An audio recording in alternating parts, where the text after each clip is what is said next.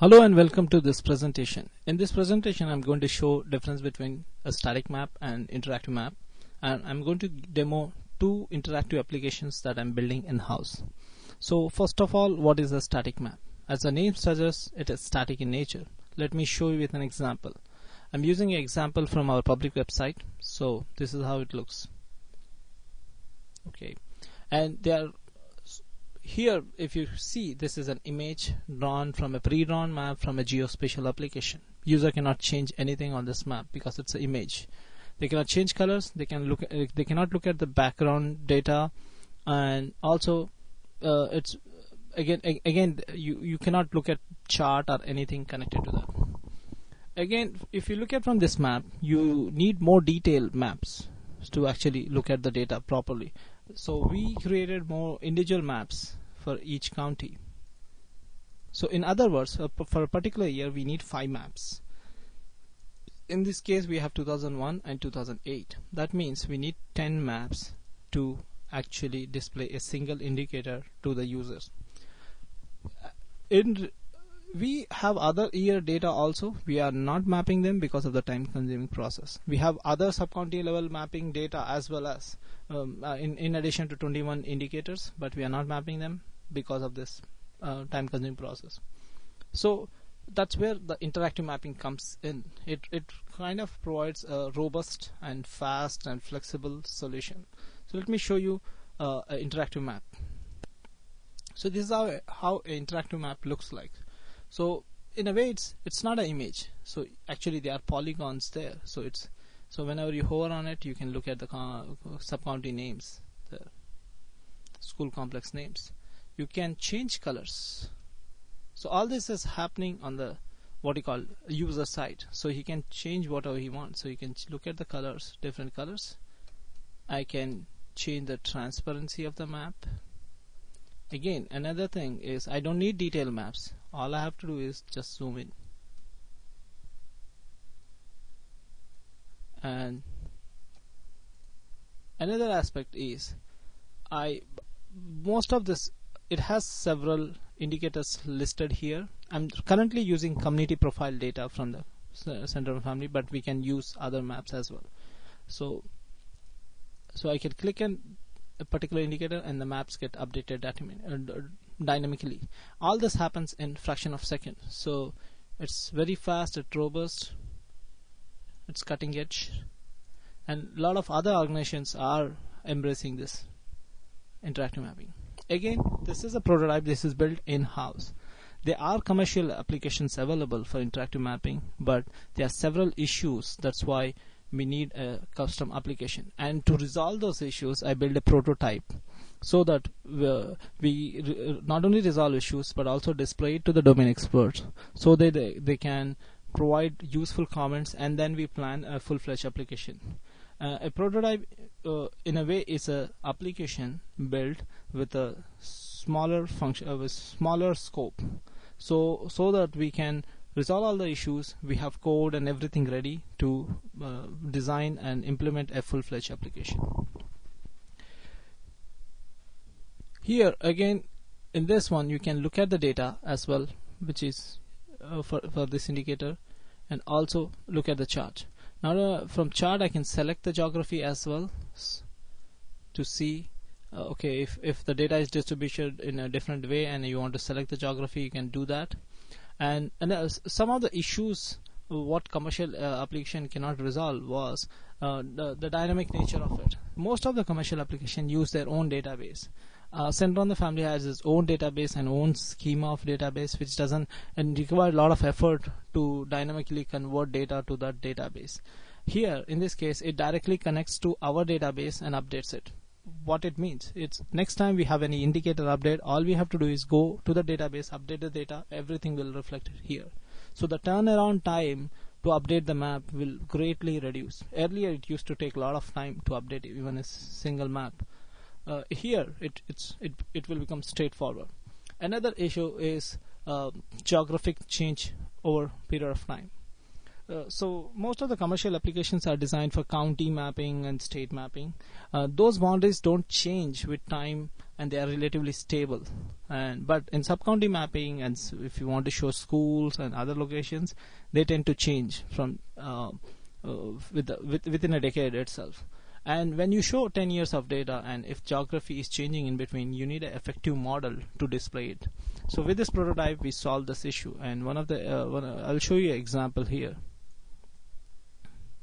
So you have a slider here, and now I zoom into Nihao community here, and let me show you that in 2009 these are two different communities, but if you go to 2000, they are single community. So actually the application is not dividing or splitting the geography. Indeed, it's storing both the geographies separately, but there is what you call a time frame when a particular geography is active. So whenever we go to 2009, the system will know what to hide, what geographies to hide and what geographies to show. In the same way, it will do the same thing for 2000. So in that way, it shows the current active geography for that particular period of time. So this model is very effective because it's one of the challenges is whenever we try to handle time in this application, the application becomes slow. So we able to do this with not slowing up the application.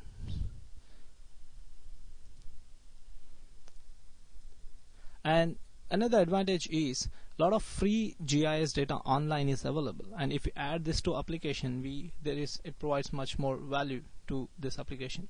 So here I added street maps and aerial photographs. So what is the advantage here is now somebody look at this data and they are interested in these communities, and they can actually zoom into that community and reduce the transparency to see street map there, just like Google Maps. So you have street maps, you can see street names, and also you can look at aerial photographs. So what benefit it provides is user, instead of just looking at the polygons, they can actually go and look at the community in detail in context as well. So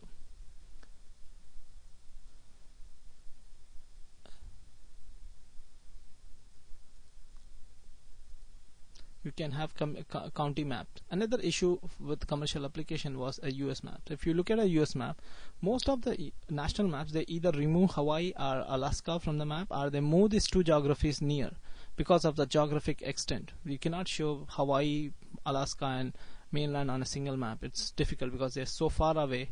Your extent of the map becomes so small that so big that it becomes you cannot see sufficient details. So one of the solution we found from this commercial prototype was to create 3 maps and show them in this fashion and resolve the issue.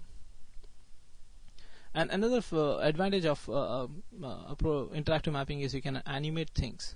So here I'm just showing different indicators for US, but actually you can create time series map. I will show you in the next application how animation is helpful. So with the success of this application, we decided to use interactive maps for signature indicator maps as well. So this is how signature indicator maps look like. Again, this is also in process, it's not finalized yet. So what are signature indicator maps? So Center on the Family is looking at key indicators related to families. Right now they selected 15 key indicators.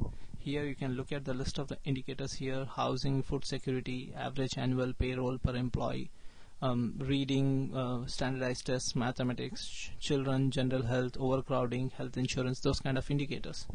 And these indicators will be collected for all 50 states, and this indicator mapping will show where Hawaii stands in ranking with each indicator. So this interactive mapping provides the ranking as well as time series change,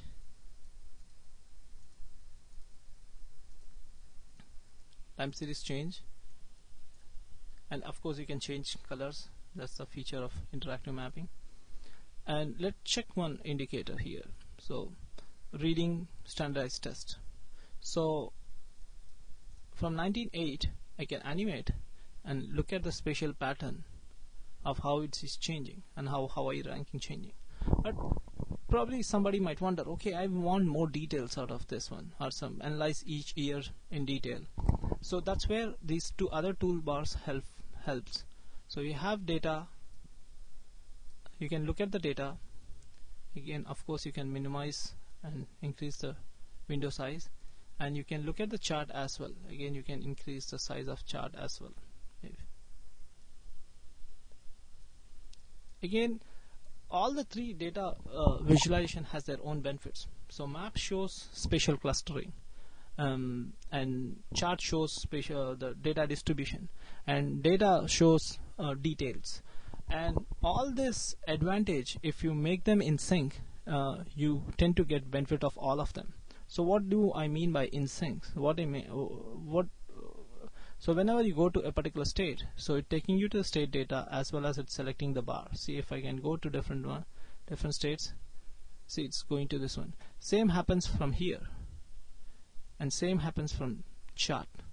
So what is the advantage of this one is it's bringing all the benefits of three of them. So for instance, if I want to look at Hawaii detail for this indicator, now I can see this one. So on the data, I created this color scheme. Whatever the color scheme here is, it's available here and here, so that you can see how the map is made and what is the data there. And in the chart, you can see how the colors are distributed. We use different. There are different. I've read literature on it of how to create this color classes.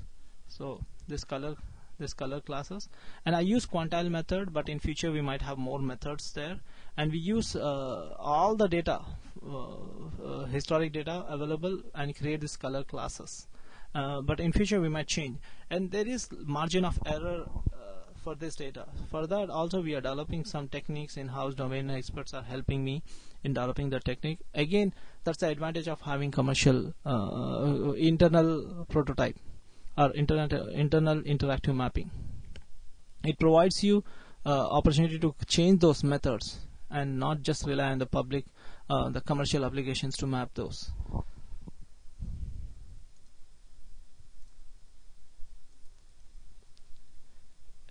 Again, so coming back to this application, so what are the advantages?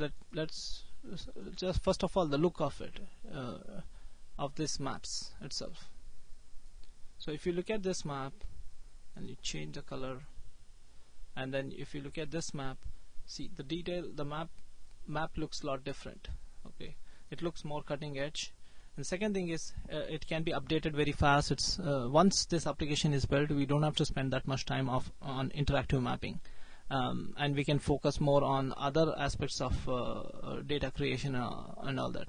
And the biggest advantage is now with this application we can map all the data we have. Earlier we were restricted to a few indicators where we could provide maps, but here we could provide maps for all of them.